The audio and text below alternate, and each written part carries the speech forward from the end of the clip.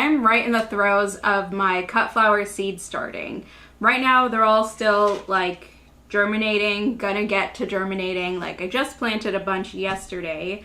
The way that I organize my seed starting for cut flowers in particular is first grouping them by, do they need light to germinate, or do they need darkness to germinate, or do they need to be cold stratified to germinate? And then sort of thinking about the timeline of when I'm going to plant them. So a few cut flowers I've already started, and those are lisianthus, which probably takes the longest time of any cut flowers that I'm growing. I have stock, which is very cold hardy, so can be planted out quite early, like really earlier than a lot of the cut flowers, one of the earliest that I'll put out. Same thing with ranunculus and anemone. I don't start those from seed, but again, I've already started pre-sprouting them so that they'll go out early. And some of the perennials I got started. So delphinium I started. Those take a really long time to germinate in my experience. They're very like finicky, so you have to have the right conditions for it. You have to make sure they're getting a lot of light, that they stay moist. And yeah, they're just also slow to germinate, so I'm kind of left wondering, are they going to germinate at all? Should I keep them? Should I start a new batch of seeds? Should I buy new seeds?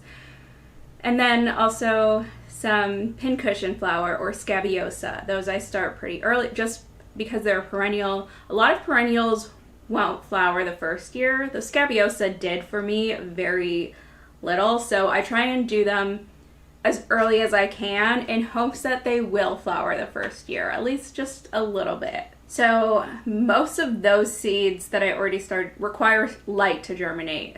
So the stock, snapdragons, lisianthus, delphinium, scabiosa, all require light. I have a bunch here that I sowed more recently, a few days ago. They are strawflower, statice, rudbekia, and celosia. Those flowers all require light to germinate. They don't take as long as the snapdragons as the lisianthus, so I didn't start them quite yet. These are all annuals in this tray.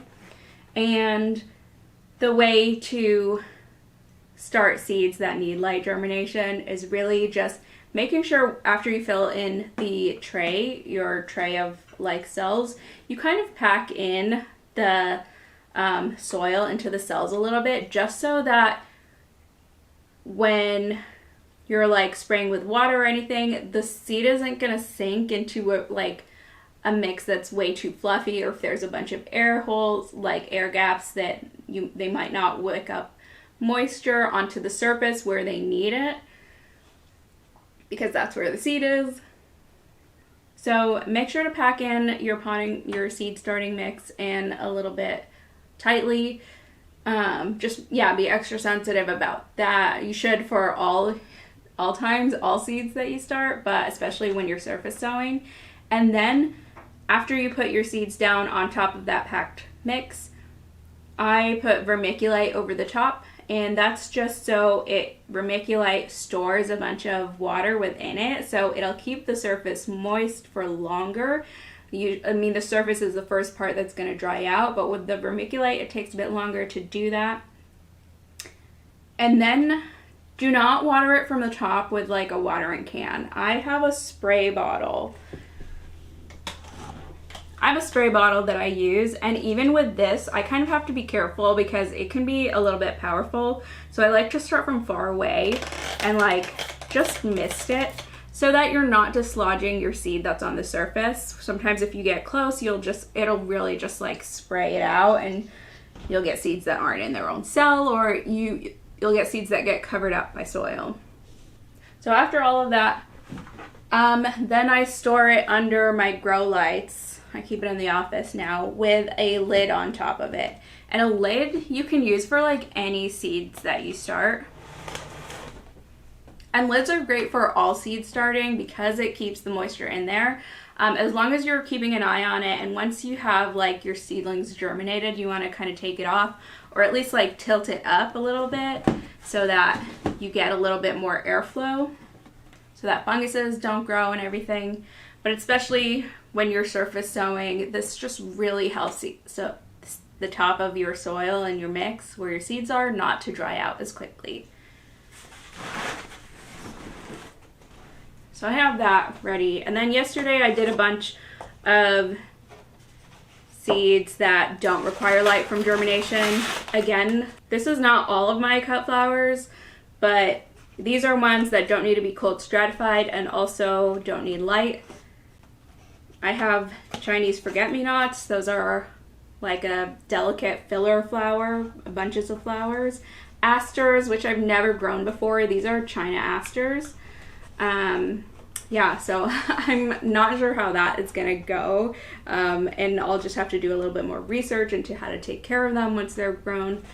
I have bupleurum, which does take a long time to grow. And also it's not recommended to transplant out. It's recommended to direct seed, but if I direct seed it, I'm not gonna get any of the blooms until like the end of the season when I really don't need them anymore. And bupleurum is a filler flower. I have some more fillers, which are feather top grass and frosted explosion. These are ornamental grasses. Again, don't need light to germinate, but you do want to keep them in like a sterile mix. Like if you had potting soil that was outside that you're trying to reuse for seed starting inside, I wouldn't do that for an ornamental grass, just because you might get like wild grass seeds that are already in that mix from being outside, and you won't know what is what. So start with a sterile mix for that. And then calendula. I have a playtime mix and I have orange king. And I started a bunch of those. So what I'm going to add to this tray of my cut flowers that don't need light to germinate, that I'm starting around this time, like the beginning of March, beginning to mid of March, is gomphrena. So gomphrena doesn't need light, but it did recommend to soak these for a day or two before I get them planted. I can tell by the way they're looking, I can see the seed inside of that seed coating a lot better. So hopefully they're ready to go to plant. Well, before I get those started, let me talk about some other cut flower seeds that I'm going to be starting later. So zinnia and cosmos, great cut flowers. Cosmos requires light to germinate, and zinnias require darkness to germinate. They both grow pretty quickly in my experience and get pretty big inside, so I don't like to start them too early. Zinnia grow a lot quicker than cosmos though, so I might start cosmos in like a week or two, and zinnia maybe in a month actually. Maybe in April I'll start zinnias. And then things like, things that also require light to germination and kind of cold stratification are things like poppies. So Iceland poppies or California poppies, anything like that, you want to surface sow it. A lot of people winter sow those, and that's probably what I'll do with them as well. Maybe not. Maybe I won't winter sow just because it'll be a long time before. What I did last year was I started them in these like old salad containers that I get from the grocery store, and I put that in the greenhouse. So it's kind of winter sowing because it's out in the cold, but it gets heated up a little quicker within this like tiny greenhouse structure and then within the bigger hoop house. I might start them like that again this year. I'm not sure. I might just like regularly put them under lights like I'm doing my other cut flower seeds that do require light for germination. And the same thing with Bachelor's Button and Love in a Mist. I don't have a lot of luck with those. I've only tried them once before. I might try them again this year. I just don't have so much space for them, and for things that I'm not sure about, I don't know. It's hard for me to like dedicate space and dedicate my time to those things when I don't know if they'll work just yet. The only thing I really do that for is lisianthus, honestly, because every year I try them. It's like a labor of love. And yeah, the only time I did get a bloom was last year at the very end of it. We had a really cold winter, like a really short or really cold summer and a really short season. So it didn't work out so great. Maybe this year is the year, but those seedlings kind of like not so great. Like the soil mix that I started them in wasn't super healthy. So we'll just see about that. Or maybe it wasn't the soil mix. Like they were left with a dome on top of them for 2.5 weeks, which was maybe too long a time. There's like some fungus growing in there. I don't know how bad it is, and there's a lot of algae on the top of it. So we'll just see about those. I didn't start nearly as much as I did last year because I'm not really gonna plan on those, you know, being a part of like what I enjoy from my garden this year. So I have some pre-moistened potting mix, and then I'm just gonna pull out these seeds by my hands. And then, well, first I'll sort of create some divots, drop the seeds in there, and then cover it up.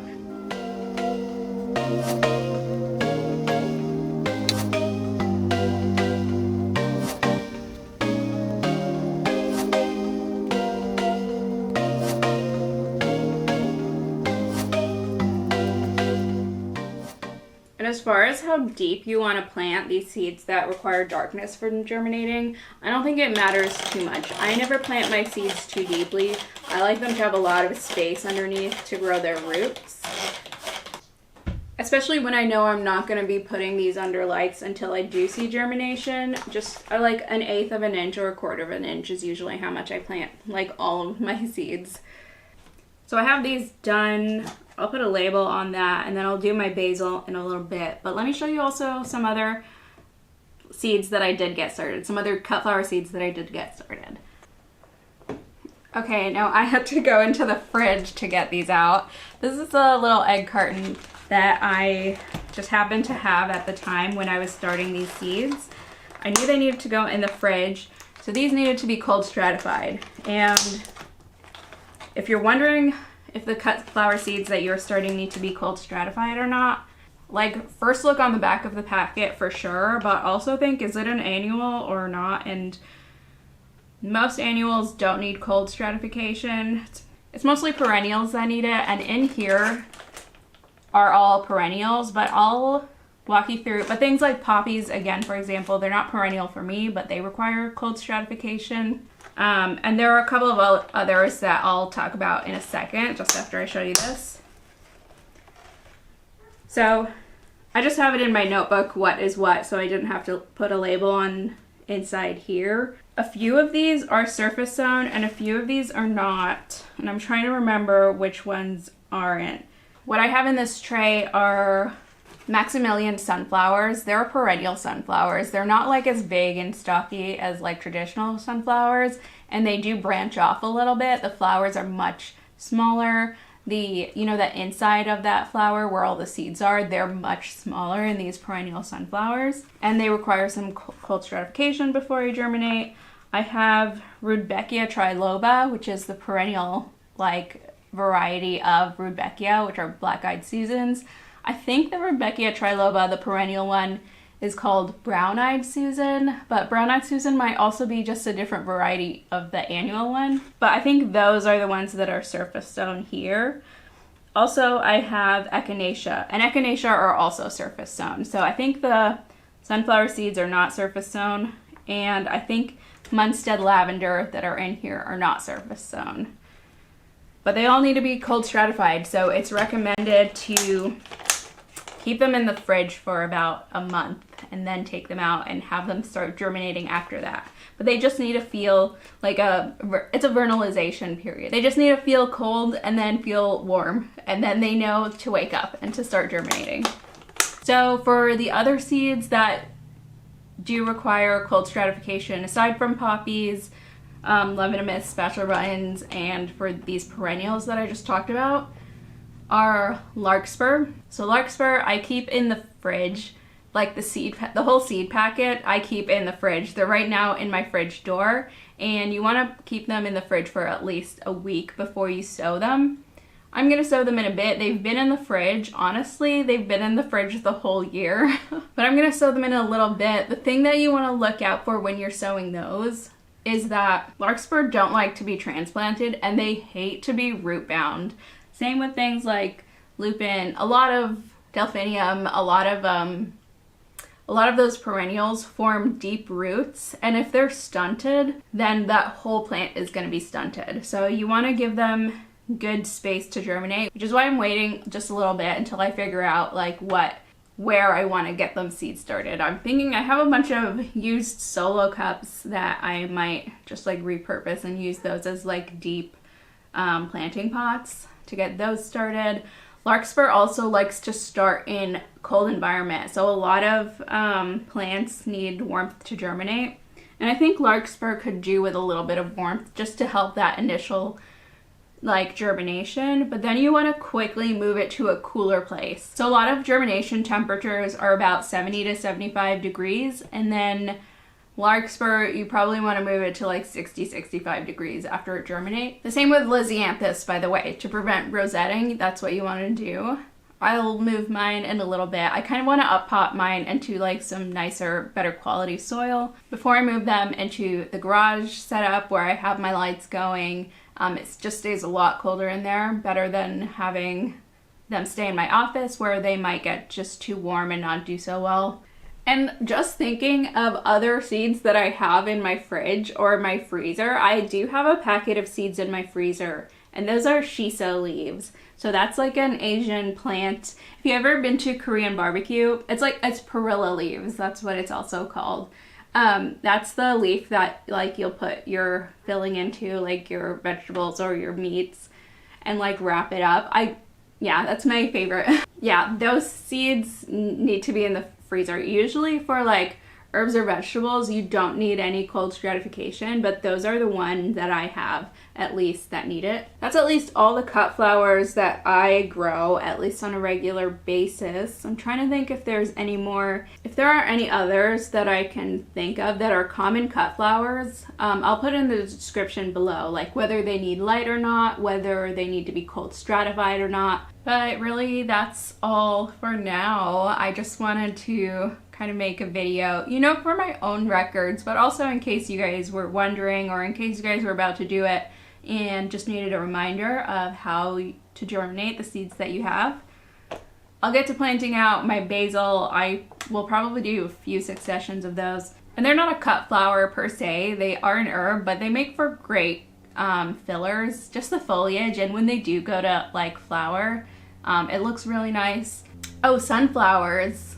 Those are really easy, and those I get started way closer to when it's available to plant out because they grow so quickly. They need darkness to germinate. You can plant them in like pretty deep. So with that, I'm gonna end this video. Thanks so much for watching. I'll see you in the next video. Bye.